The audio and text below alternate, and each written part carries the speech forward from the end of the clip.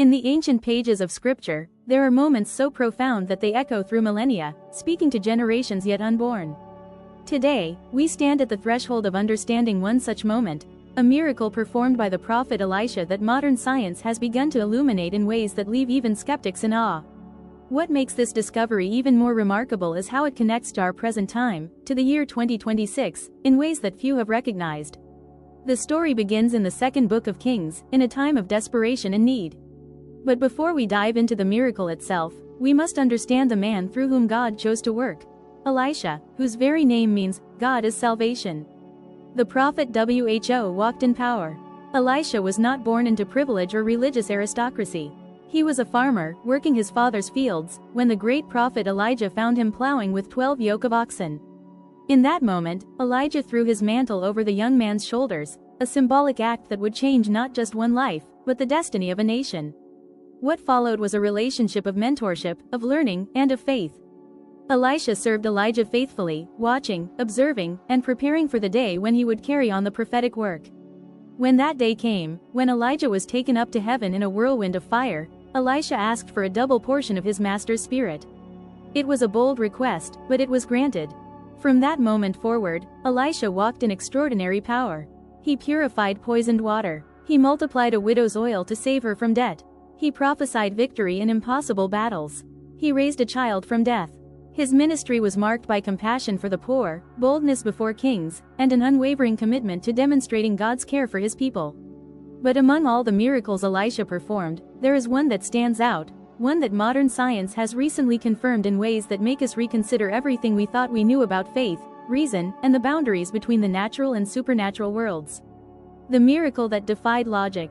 The story is found in 2 Kings chapter 4, verses 38 through 41. Let me share it with you in clear, simple terms so that its power can resonate fully. There was a severe famine in the land. Food was scarce, and people were desperate. Elisha was in Gilgal with a group of prophets, his students, men who had dedicated their lives to serving God and learning his ways. These were not wealthy men. They had few possessions and even less food. Elisha instructed his servant to prepare a large pot of stew for everyone. Put on the large pot, he said, and make stew for the company of prophets. One of the young prophets went out into the fields to gather herbs and vegetables, searching for anything edible to add to the meal. In his searching, he found a wild vine. On it grew gourds that looked promising. Not knowing what they were, but driven by hunger and the desire to contribute to the meal, he gathered as many as his garment could hold. He returned and cut them up into the pot of stew, unaware of what he had done. When the stew was ready, it was served to the men. But as soon as they began to eat, they cried out in distress. "Man of God," they shouted to Elisha, "there is death in the pot." The taste was bitter, perhaps burning. They recognized immediately that something was terribly wrong. Whatever had been added to the stew was poisonous. Imagine the scene. Hungry men, a hot meal that promised relief from their suffering, and then the crushing realization that the food meant to sustain them could kill them instead. In that moment of crisis, they turned to Elisha. The prophet's response was calm and deliberate. "Bring me some flour," he said simply. When flour was brought to him, Elisha threw it into the pot. Then he gave an instruction that must have seemed impossible: serve it to the people to eat.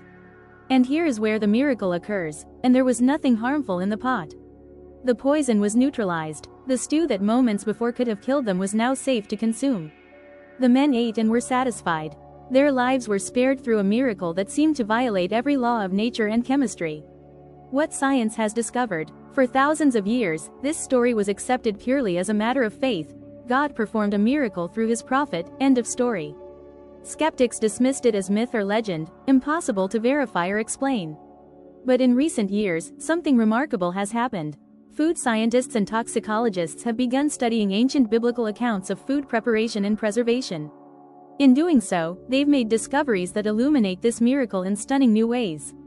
The wild gourds that were likely added to Elisha's pot have been identified by researchers as possibly being from the colocynth plant, also known as bitter apple or vine of Sodom. This plant produces gourds that are extremely toxic. They contain compounds called cucurbitacins, which cause severe gastrointestinal distress and can be fatal in sufficient quantities. Here's where it gets fascinating. Scientists have discovered that certain alkaline substances can neutralize cucurbitacins. Flour, especially the ancient grain flours that would have been available in Elisha's time, contains compounds that when mixed with water in a hot environment can create alkaline conditions. These conditions can bind to and neutralize certain toxins. But the scientific explanation goes even deeper.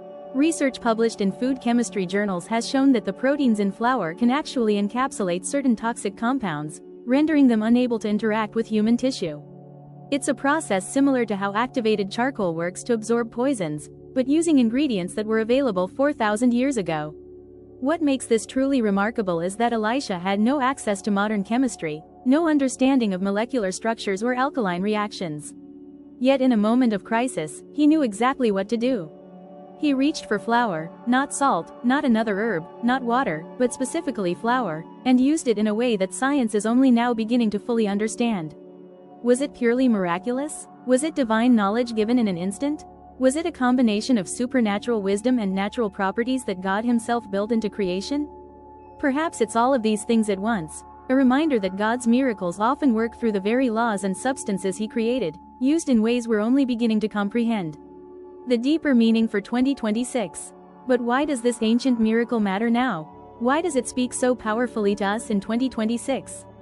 The answer lies in understanding what this miracle represents beyond the immediate physical rescue. Elisha's act of purifying the poisoned pot is a profound symbol of God's desire and ability to purify what has been contaminated in our lives. Think about the state of our world today. We live in an age of unprecedented access to information, yet we struggle to know what's true. We have more connectivity than ever before, yet we feel isolated and alone. We have advanced technology, yet we face problems that seem unsolvable. In many ways, our generation is experiencing a famine, not of food, but of hope, purpose, and genuine peace. Like those prophets gathered around a pot that promised nourishment but contained poison, we often find ourselves consuming things that look good but harm us. We consume media that poisons our minds with fear and division. We consume philosophies that leave us empty and confused. We consume entertainment that promises satisfaction but leaves us hollow. And into this contaminated environment, God speaks the same message He spoke through Elisha. I can purify this. I can make what is deadly into what is life-giving. The year 2026 carries particular significance because we stand at a crossroads in human history. The decisions we make now, about how we use technology, how we treat one another, how we care for our planet, how we pursue truth, will echo for generations. We need divine wisdom more than ever. The pattern of divine intervention. Throughout Scripture, we see a consistent pattern. God intervenes in human affairs not to eliminate our struggles entirely, but to provide wisdom, resources, and power in the midst of them. He didn't prevent the famine that made food scarce. He didn't stop the young prophet from making a mistake. But when the crisis came, He provided exactly what was needed through His servant. This is profoundly encouraging for us today. God doesn't promise that we'll avoid every mistake or never face contamination in our lives. But He does promise to provide a way of purification, a path to restoration, a means of turning poison into nourishment. Consider how this applies to various areas of our lives. In our relationships, we may have added toxic elements, unforgiveness, bitterness, resentment. These poison the pot of our connections with others. But God offers the flour of grace, forgiveness, and compassion that can neutralize these toxins and restore health to our relationships. In our minds, we may have consumed poisonous thoughts, lies about our worth, fears about the future, doubts about God's goodness. These contaminate our ability to think clearly and live fully. But God offers the flour of His truth, spoken through Scripture and whispered by His Spirit, that can purify our thought patterns. In our communities, we may have allowed toxic divisions, political hatred, racial prejudice, economic classism, to poison the pot of our shared life. But God offers the flour of unity, justice, and mutual love that can heal these deep wounds. The miracle of Elisha teaches us that no contamination is beyond God's ability to purify. No poison is too strong for His antidote. No situation is so corrupted that He cannot restore it. The faith that acts in crisis. One of the most striking elements of this story is Elisha's response to the crisis. When the men cried out about the poison, he didn't panic. He didn't blame the young prophet who had made the mistake. He didn't philosophize about the nature of suffering or give a sermon about being more careful. He simply acted with calm faith and divine wisdom. This is a model for how we should respond to crises in our own lives. When we discover that something we've been consuming, whether literally or figuratively, is poisonous, we need to, first, recognize it honestly. The prophets didn't pretend everything was fine. They called out the problem clearly: there is death in the pot. We need the same honesty to admit when something in our lives is toxic, even if we initially thought it was good. Second, turn to the right source for help. They immediately called out to Elisha, the man of God. They didn't try to fix it themselves with more of what had already failed. We need to turn to God, to His wisdom, to His word, when we face contamination in our lives. Third, trust the solution even when it seems too simple. Flour in a pot of poison? It must have seemed absurd. Yet they trusted and obeyed. Sometimes God's solutions to our problems seem too simple to work: forgive, pray, trust, wait, serve. But these simple acts, empowered by divine wisdom, can neutralize the deadliest poisons in our lives. The miracle continues today. The most encouraging truth embedded in this ancient story is that the God who purified Elisha's pot is still at work today. He hasn't retired. He hasn't lost His power. He hasn't forgotten how to transform poison into nourishment. In 2026, we need this truth more than ever. We need to know that the contamination we see around us, and within us, doesn't have the final word. We need to know that God can take our mistakes, our toxic choices, our poisoned environments, and purify them through His wisdom and power. This doesn't mean the process is always instantaneous or easy. Sometimes purification takes time. Sometimes it requires our cooperation and effort. But the promise stands. God is in the business of transformation. He specializes in taking what is deadly and making it life-giving.